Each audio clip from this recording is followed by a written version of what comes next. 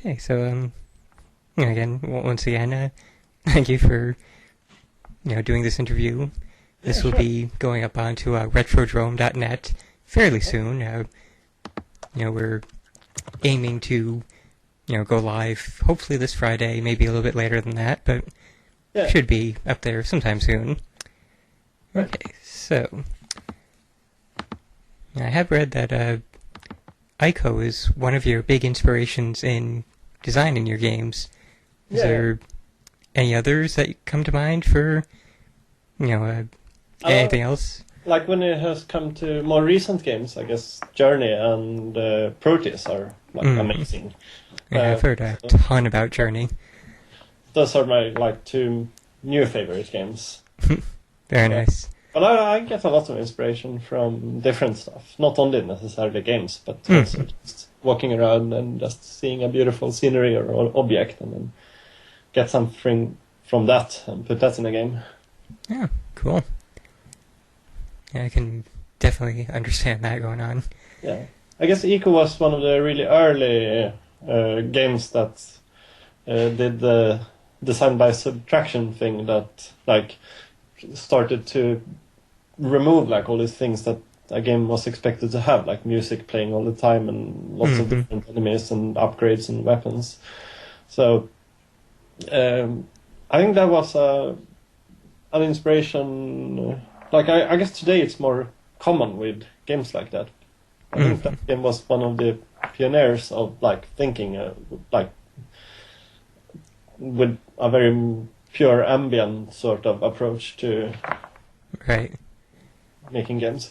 And that back then that was like, now there are lots of games like that. But back then it was like one of the only ones, which is why I was so amazed by it.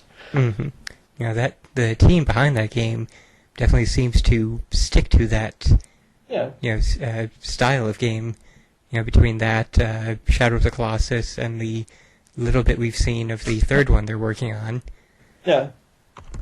Jumping over to games that you have worked on, of the games you've designed, which one would you say you're the most proud of? I would say probably the latest one. It's has taken so much more time to develop, and I've been really invested in like the story and all that stuff. Mm-hmm. Yeah, it's Knit Underground, yeah? Exactly. Are there any further plans for other games in the series? It's actually kind of funny, the Knit Underground screenshots that I found, it just came up on the little screenshot roll I've got going. No, it's I would say not right now. The only thing I know I'm gonna do is a big update to Knit Underground because Mm-hmm. I can I got I'm able to put the content that was originally exclusive to the console version in the desktop version, and, Oh, so I can put some extra chapters into the desktop version. But then I figure Very cool. if I'm gonna do a big update, I might as well make it even bigger and like add even more content and see if I can use that to push the game more, because it's like green light is so important that like I just have to make sure that the game gets accepted, and I want to use the new update to do that, but also of course to put cool content into the game. Mm-hmm. Yeah, I'll definitely look forward to that. Yeah, that's my only plan right now. Yeah, I know that a lot of people are, hoping that it does get greenlit on Steam. Yeah, it's kind of weird also. Like I think um I think it's like Steam is where like all the people who actually buy games are. On outside Steam, I think more people probably get the game on Pirate Bay or something than actually Yeah. purchase it. And even a lot of like legal users who actually want to pay for it are like waiting for it to appear on Steam, because it's Right. like the Pe- place. people just tend to trust Steam more, or Yeah, and I guess they that's don't really want to go out with these other smaller companies out there. Yeah, So I guess it's like the Steam becomes this like binary thing. You have to get your game on there. It's which is I suppose I just have to accept that's the way it is and learn to navigate like the quirks of social media better, so I can get more votes and stuff. I think it has a pretty strong chance of getting on there sometime soon. Yeah, I hope so. It's just different from what I've done before, because now suddenly it's like getting votes and generating. I'm not good with the social media. I'm not good with marketing at all. Like, yeah, I can definitely feel where you're coming with that. So but I'm trying to learn it, obviously. And once again, among the games you've made, is Knit Underground your favorite game you've made so far, or do you have a personal favorite? Yeah, no, that is my personal favorite. Okay. It's I think I've been the most invested in that game of them all. And how about in a broader sense, which would you say your favorite games are, just in general? In general, I would say Journey, because that just that was just amazing, and in so many ways, it's like I love it from the kind of interaction point of So when I first played it, it was about like the atmosphere and music and like the kind of story thing they have. But then it kind of changed into only being about the interaction with other person. Like that's the whole point, and like how you can interact without words, and how even people start breaking the game and finding all these glitches and teaching each other like all these glitches and like. And it's amazing if you meet another person who has played the game quite a bit. It's really amazing how much you can actually communicate without using words. The game made me see stuff that I didn't see before, and that's always like that's the best thing a game can do, I guess. Yeah.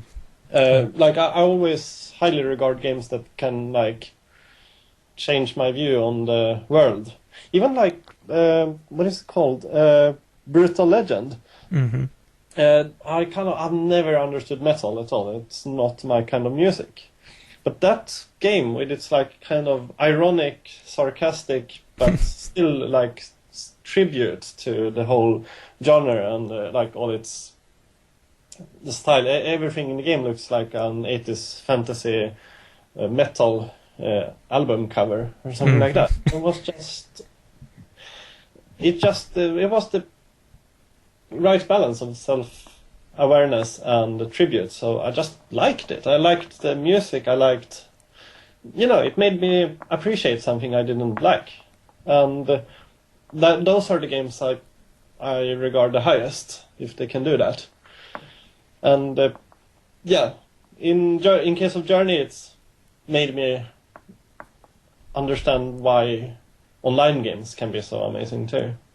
Like, take away the context of like running around and shooting at each other, or like running around together and shooting enemies, and they can do incredibly beautiful stuff. Online games normally to me is just like people playing and then they're writing nasty stuff to each other in like the type field and like insulting each other and just. Oh yeah, the whole internet mentality of nobody has any respect for anybody else. Yeah, on top of that, all those games are always about who's the best, like who is a better player. In Journey, it can be totally upside and down. I can meet somebody who has played the game like 10 times and who doesn't get it, like who just rushes to the exit and ignores the other player. Like they don't get that it's a game about interaction, about like meeting somebody and being friends with that person. And sometimes I can meet a person who has never played the game one single time and totally get the whole thing about, just really interacts and talks and like have a great time. So it just kind of flips the whole like thing about what games are usually about. Sounds like a pretty damn cool game. Yeah, I don't have a PS3 myself. Only I have a friend who went on about it a lot when it was, when it first came out. Yeah. And it was pretty much his game of the year, so I can definitely understand as well. Yeah. Okay, let's see what else we have here. And when you were starting out, whatever number of years back, did you really expect your games to become as widely known and popular as they are now? No, not really. It kind of just all happened. But still, it's kind of a double thing. On one side, I'm really happy that my games got all this attention, but it's a bit risky too, because I just really want to make fun games that I enjoy making myself, and I'm trying to, I always get a lot of feedback, and people always have opinions about whatever I do, and obviously I want to make people happy and give them what they want, but I don't want to lose the kind of joy of just messing around and doing whatever I want either. Yeah, it's definitely a balance to be found. Yeah, and I'm really trying to remind myself that I'm not doing this to make popular games. I'm just doing it because it's fun and I love it.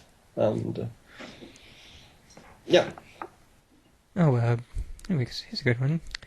Now, when you work together with Nicklas, or however you pronounce that. I'm not sure myself. Nicklas sounds about right. Yeah, what was it like working together with them?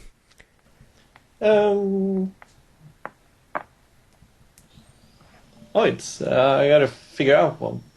It's like a lot. It's like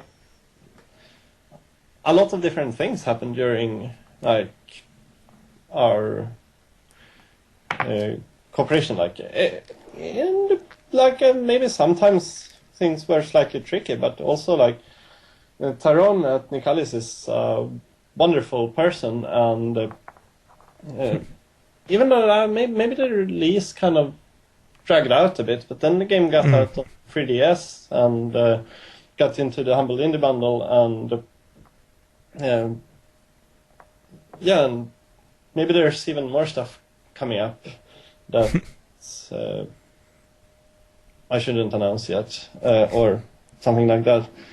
So in the end, it has been totally worth it, and Tyrone is awesome, and I would love to work with him again on more projects. Yeah, very cool.